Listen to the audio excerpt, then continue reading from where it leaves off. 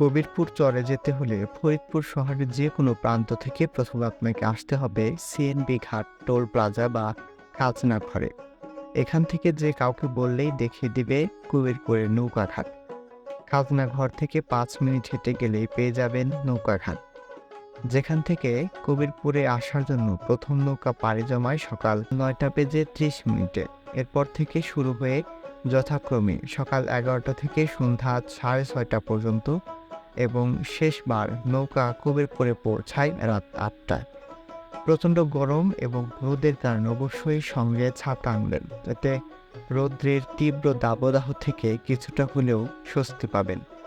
নৌকাতে নদী পার হতে সময় লাগে 40 থেকে 45 মিনিট, তবে বর্ষাকালে 1 ঘন্টাও লেগে যায়।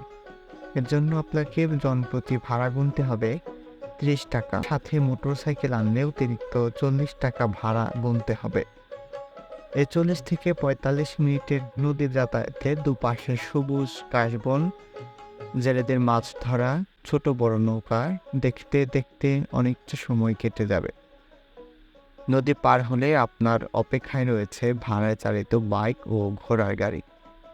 গাড়িতে করে যেখানে ইচ্ছা সেখানে ঘুরতে পারেন।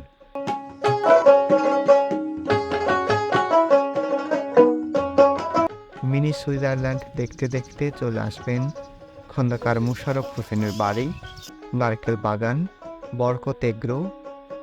মিনি সুন্দরবন ছাড়াও দেখতে পারেন চরের সবুজে ঘেরা প্রাকৃতিক দৃশ্য।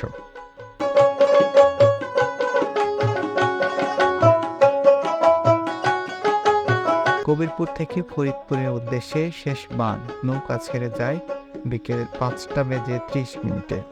তবে যেহেতু এটাই শেষ সুযোগ ফরিদপুরে যাওয়ার, তাই শেষবার নৌকা ছাড়তে 10 থেকে 15 মিনিট অপেক্ষা করেন।